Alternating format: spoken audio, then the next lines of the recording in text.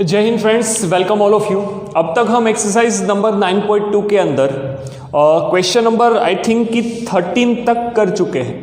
Okay, question number 14 से इस exercise को स्टार्ट करने से पहले मैं आपको एक थियरी कॉन्सेप्ट बताना चाहता हूँ जिसका नाम है एरिथमेटिक मीन। जब मैंने चैप्टर स्टार्ट किया था तभी मैंने आपको ये बताया था कि भाई जैसे जैसे सम का टाइप चेंज होगा वैसे वैसे मैं आपको जो भी थियरी कॉन्सेप्ट आएगा वो उसी के साथ बताऊंगा। चलिए बारी आ गई एरिथमेटिक मीन की। सबसे पहली बात, सर एरिथमेटिक मीन क्या है? तो मीन मतलब आपको ये पता चल गया। मीन आप 9th 10th स्टैंडर्ड में ये वर्ड पढ़े हो। मीन मतलब एवरेज होता है। ओके, चलिए अगर मैं ऐसा बोलूं कि दो नंबर है आपके पास A एंड B, दो नंबर के बीच में मैं कोई ऐसा नंबर इंसर्ट करूं, पुट करूं जिससे ये जो तीन नंबर की सीक्वेंस बनती है वो एरिथमेटिक प्रोग्रेशन में बने। आई रिपीट, दो नंबर के बीच में मैं कोई इन दोनों के बीच में मैं कोई ऐसा नंबर इंसर्ट करूं जिससे ये जो तीन नंबर की सीक्वेंस बनी है एक, वो क्या बने, वो एक एरिथमेटिक प्रोग्रेशन बने, जिससे मैं क्या बोल सकता हूँ, ये जो A है वो एरिथमेटिक मीन होगा, ऐसा मैं बोल सकता हूँ। ओके, चलिए अगर एरिथमेटिक प्रोग्रेशन बनता होगा तो आपको ये चीज़ भी पता होनी चाहिए कि sir A minus small a is equal to B minus capital A, ये होना चाहिए क्योंकि डिफरेंस निकाला ना मैंने इसका डिफरेंस निकाला, कॉमन डिफरेंस, इसका डिफरेंस निकाला क्योंकि एरिथमेटिक प्रोग्रेशन है तो ये दोनों सेम होगा। तो इन शॉर्ट यहां से मैं A को सब्जेक्ट बनाऊंगा, कैपिटल A को, तो 2 times A is equal to B plus A। तो आपको एरिथमेटिक मीन क्या मिल गया? A plus B by 2। देखिए आ गया, मैंने बोला था मीन मतलब एवरेज। तो यहाँ पे इन दोनों का एडिशन बाई 2, तो आपको ये पता लग जाएगा कि एरिथमेटिक मीन फाइंड करना होगा अगर दो नंबर के बीच में। वो कैसे मिलेगा? दोनों का addition A plus B by 2 करेंगे तो आपको मिल जाएगा। ओके, फॉर एग्जाम्पल अगर मैं यहाँ पे लिखूँ ये 2 है, यहाँ पे लिखूँ ये 6 है। एग्जाम्पल, छोटा सा एग्जाम्पल लेते हैं, आपको समझ में आएगा। इसके बीच में कोई एरिथमेटिक मीन फाइंड करिए, मतलब A फाइंड करिए। तो A आपको वैसे तो पता चल ही गया होगा कि आंसर 4 आएगा, लेकिन by using this formula A is equal to A plus B by 2 करेंगे, यहाँ पे आएगा 2 प्लस 6 बाई 2 करेंगे तो 8 बाई 2 इज इक्वल टू क्या मिलेगा? 4। तो आप आंसर क्या लिखोगे एरिथमेटिक मीन का? 4। ये चीज आप 9th और 10th में पढ़ के आए हो। ओके, कोई बड़ी बात नहीं है, लेकिन जो बड़ी बात है वो क्या है कि अगर मैं दो नंबर के बीच में, सपोज ये A है, सपोज ये B है। ओके, दो नंबर के बीच में मैं कोई n टर्म्स लिखूं, n टर्म्स इंसर्ट करूं, n टर्म्स रख दूं। ओके, वो क्या होंगे? A1 A2 A3 से लेके AN तक के नंबर मैंने क्या किए? इंसर्ट किए। किसके बीच में? दो नंबर थे मेरे पास A एंड B, उसके बीच में मैंने N नंबर इंसर्ट किए एंड ऐसे इंसर्ट किए कि जिससे ये जो पूरा सीक्वेंस बना है वो क्या होना चाहिए? एरिथमेटिक प्रोग्रेशन ही होना चाहिए। ओके, अभी मैंने ये आपको एरिथमेटिक मीन बताया, एरिथमेटिक मीन का फॉर्मूला बताया। अब तो आप अगर ये फाइंड करना चाहते हो कि सर ये दो नंबर के बीच में मैंने ये जो nth टर्म रखी है, इंसर्ट की है, जिससे ये पूरी एपी बनी है, वो nth टर्म मैंने क्या क्या रखी होगी, अगर ये सारी टर्म्स फाइंड करनी है तो वो कैसे फाइंड करेंगे? Bye using this. ओके, चलिए करते हैं। तो सबसे पहले आपको ये जानना पड़ेगा कि टोटल टर्म्स कितनी होगी। देखिए आपने ये n टर्म ऐड की, मतलब टोटल टर्म्स n, ये एक और ये एक, तो टोटल टर्म्स कितनी बनेगी? n प्लस 2 ही बनेगी ना बच्चे? हाँ, क्योंकि एक दो ये n टर्म्स है और ये वाली पहली एक टर्म और ये लास्ट वाली एक टर्म, तो टोटल टर्म्स 2 प्लस n, तो n प्लस 2 बन गई। और एक चीज, आपकी an प्लस 2 वाली टर्म कौन सी होगी? b ही होगी ना, क्योंकि b ही तो लास्ट टर्म है। देखिए, हाँ, लास्ट नंबर की टर्म्स कौन सी है? B है। ओके, तो अगर आपको ये मैं रिवाइंड कराऊं, रिकॉल कराऊं कि हम एरिथमेटिक प्रोग्रेशन जब स्टार्ट किए थे तब मैंने आपको ये चीज बताई थी कि फर्स्ट टर्म को मैं A बोलूंगा, ये जो ये वाला टर्म होगा वो a प्लस डी होगा, ये वाला टर्म होगा a प्लस 2d होगा, क्योंकि ये तो बना तो AP ही है ना भाई, ये बना तो AP he, arithmetic progression a plus d a plus 2d, ये बनेगा a प्लस 3d, आगे जाएगा a4 अगर होगा तो वो क्या बनेगा a प्लस 4d, ऐसा बनता जाएगा। और a n वाला क्या बनेगा, ये a प्लस nd बन जाएगा। ओके, ये अरिथमेटिक प्रोग्रेशन की टर्म्स है। हाँ, तो अगर आप ये देखते हो कि मुझे ये सारी terms a1, a2, a3, a4, a5, an term की तक की टर्म्स अगर फाइंड करनी है तो मेरे पास कौन कौन सी चीज़ें होनी चाहिए। मेरे पास पहले तो फर्स्ट टर्म a होना चाहिए, स्मॉल, एंड कॉमन डिफरेंस होना चाहिए। तो मुझे अगर कॉमन डिफरेंस पता चल गया और इसकी वैल्यू यहाँ पे रखता जाओ तो आपको ये जो आपने इंसर्ट की हुई टर्म्स है वो मिल जाएगी। चलिए कैसे करेंगे। तो an प्लस 2 का फॉर्मूला होता है, tn का फॉर्मूला हम जनरल के tn is equal to a plus n minus 1 into d लिखते हैं।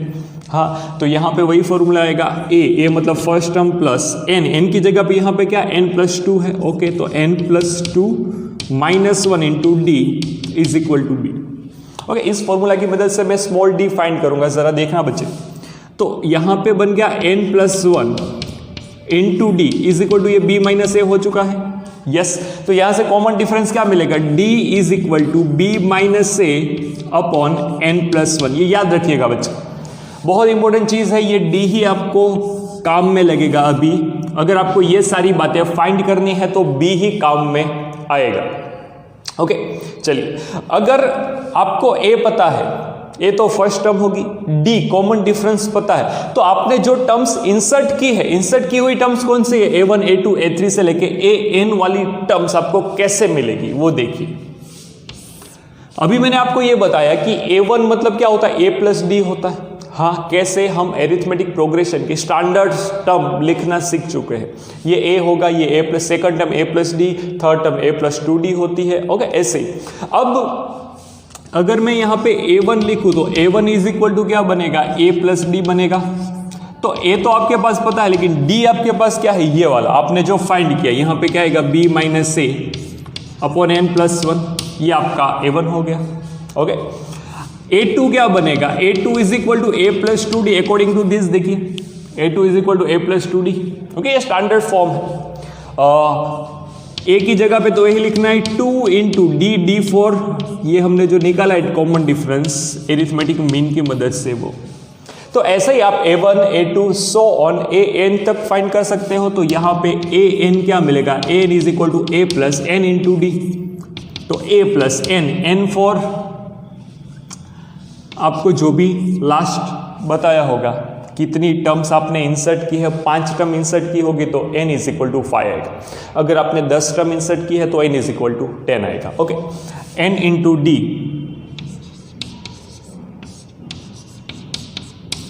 ये आपका इंसर्ट की हुई a1, a2 so on an वाली टर्म, इंसर्ट की हुई टर्म आपको मिल गई। ओके, तो ऐसे था एरिथमेटिक मीन, जहां पे आपको अगर 2 नंबर के बीच में अगर आपने 5 टर्म इंसर्ट की है और आपको पूछा हो कि भाई find the 5 term which insert in this particular 2 terms, तो आप कैसे फाइंड करोगे, उसका हम एक एग्जांपल लेके समझते हैं।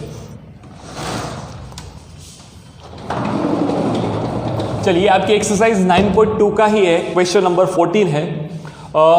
इंसर्ट 5 टर्म्स, मुझे 5 टर्म इंसर्ट करनी है, 5 टर्म्स इंसर्ट करनी है इन बिटवीन 8 एंड 26। तो 8 एंड 26 के बीच में मैं कितनी टर्म इंसर्ट करूंगा, 5। तो a1, a2, a3, a4, a5, ये मैंने 5 टर्म्स इंसर्ट कर दी। ओके, रख दी। एंड बोला है such that the resulting sequence is in AP, जो ये रिजल्टिंग सीक्वेंस बना है वो क्या है, एक एरिथमेटिक प्रोग्रेशन में बना हुआ है। ओके, चलिए कैसे फाइंड करेंगे बेटा। सबसे पहले आपको ये पता होना चाहिए, यहां पे आपके पास a इज इक्वल टू 8 है। Yes, okay, and b is equal to क्या है, 26। अभी जस्ट हमने जो एक फॉर्मूला पढ़ा है d निकालने का, d is equal to b minus a by n plus 1, ये हमने फॉर्मूला यहां से निकाला है। ओके, तो उसकी मदद से डी फाइंड करते हैं, B minus A upon N plus one. B मतलब 26 minus 8 divide by N, N मतलब कितनी टर्म्स है यहाँ पे लिख देते हैं, n is equal to 5 terms insert की है तो n इज इक्वल टू 5 होगा, यहाँ पे आएगा 5 प्लस 1। ओके, यहाँ पे क्या बना ये 18। ओके, 26 में से अगर 8 को मैं माइनस करूंगा तो 18 बचेगा। 18 डिवाइड बाई 6 तो मुझे कॉमन डिफरेंस d कितना मिल गया बच्चे, 3 मिला। अब a1 आपने जो a1, a2, a3, a4, a5 insert किया है वो अकॉर्डिंग टू आर थियरी, हमारी जो थियरी कॉन्सेप्ट था उसके अकॉर्डिंग क्या आएगा, a1 मिलेगा a प्लस डी, a2 मिलेगा a प्लस 2d। तो ऐसा मैं पहले लिख लेता हूं ताकि आपको पता चले, a1 is equal to a plus d, a2 is equal to a plus 2d, a3 is equal to a plus 3d, a4 is equal to a plus 4d, a5 is equal to a plus 5d। ये 5 की 5 term आपको मिल गई। Okay, अब आपको सिर्फ क्या करना है, a की वैल्यू 8 रखनी है और डिफरेंस की वैल्यू 3 रखनी है। ओके, तो आपको पूरा का पूरा एक जो आपने टर्म्स इंसर्ट की वो मिल जाएगी। a की जगह पे 8 रखेंगे, 8 plus d for 3 11, 8 plus 2 into 3 ये 6 हो गया। ओके, 8 प्लस 6 मतलब 14, यहाँ पे आएगा 8 प्लस 3 इंटू 3 तो 9 प्लस 8 करेंगे। 9 प्लस अगर मैं 8 करूंगा तो मुझे कितना मिलेगा, 17 मिलेगा। यहाँ पे मिलेगा 8 प्लस 4 इंटू 3 ये 12 हो गया। 12 प्लस 8 करेंगे तो कितना मिलेगा, 20 हो जाएगा। ओके, यहाँ पे आएगा 8 प्लस 5 इंटू 3 ये 15 हो गया। 15 प्लस अगर 8 करेंगे तो 23 आएगा। तो देखिए आपने जो जो टर्म्स 5 टर्म इंसर्ट की थी उसका आंसर क्या होगा, 11, 14, 17, 20, 23। तो सबके बीच में गैप सेम होना चाहिए क्योंकि डिफरेंस सेम होना चाहिए। तो 14 माइनस अगर 14 माइनस 11 करेंगे तो 3 आएगा। ओके, 17 माइनस 14 करेंगे तो भी 3 आएगा, 20 माइनस 17 करेंगे तो भी 3 आएगा। तो ये हमारा question number 14। Please right it down.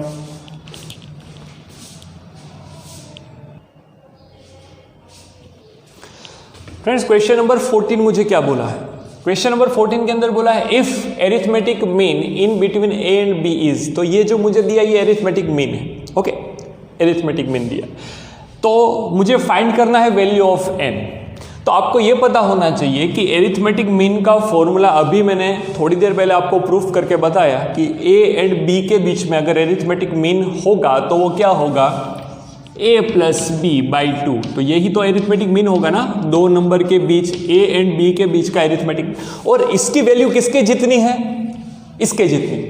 तो मैं इसके इक्वल टू क्या लिख सकता हूँ, a की पावर n प्लस b की पावर n अपॉन a की n-1 प्लस b की n-1, ऐसा लिख सकता हूँ। Yes, why not. Cross multiplication देंगे, यहाँ पे आएगा a plus b into a की n-1 प्लस b की n-1 is equal to 2 times a की n प्लस, ओके मल्टीप्लाई दे दे 2 इंटू a की n प्लस 2 b की n, ऐसे आप लिख सकते हो। ओके, अब आपको करना क्या है, अब आपको इंडिविजुअल को मल्टीप्लिकेशन देना है और देखते हैं क्या होगा। तो a इंटू a की n-1 करेंगे तो a इंटू ए की n-1, इन दोनों का बेस सेम है, पावर का एडिशन होगा तो पावर का एडिशन बन के यहाँ पे a की n बनेगा। ओके, a की 1 प्लस n-1, तो ये प्लस a इंटू b की n-1 plus b into a की n-1 प्लस b की 1 इंटू b की n-1, ऐसे आप लिख सकते हो। यस, मैंने क्या किया है, सिर्फ और सिर्फ मल्टीप्लिकेशन दिया है, सिंप्लीफिकेशन दिया है।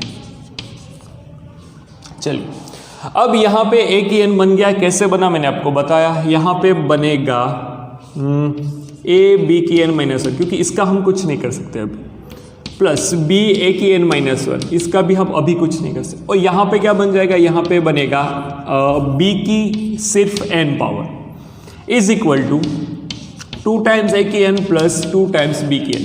अब ए की एन पावर 1 टाइम है यहाँ पे, यहाँ से उठा के राइट हैंड में फेंकेंगे तो क्या बनेगा, ए की एन पावर बनेगा। बी की एन पावर 1 टाइम है, यहाँ पे 2 टाइम्स बी की एन पावर है, उठा के यहाँ पे फेंकेंगे तो 1 टाइम बनेगा। ओके, तो कुछ ऐसा बनेगा, ए बी की n minus 1 plus b a की n minus 1, okay, is equal to यहाँ पे ए की एन माइनस प्लस बी की एन, ऐसा बन जाएगा। देख लीजिए, अब ज़रा एक स्टेप ध्यान देना पड़ेगा आपको। मैं यहाँ पे b की n को राइट हैंड से लेफ्ट हैंड में फेंकता हूँ।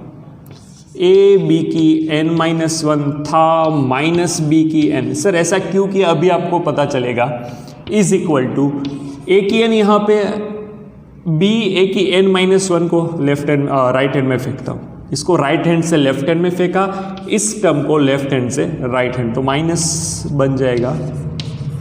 चलिए, ऐसा मैंने क्यों किया, अभी आपको आइडिया आएगा। यहाँ पे इन दोनों के बारे में अगर आप बात करोगे तो दोनों के पास b है एज अ बेस। अगर मुझे इस टर्म में से कुछ कॉमन निकालना है तो क्या कॉमन निकलेगा, जो छोटी वाली पावर होगी वो कॉमन निकलेगी। तो b की n माइनस और यहाँ पे b की n, तो दोनों में से छोटी कौन है, b की n माइनस। लेकिन सर यहाँ पे तो सिर्फ b है, b की n पावर है, यहाँ पे b की n माइनस, तो मैं इसको ऐसे नहीं लिख सकता, डिवाइड में b दिया, मल्टीप्लाई में b दिया। ऐसा क्यों किया, जस्ट बिकॉज, और यहाँ पे भी ऐसा करूँगा,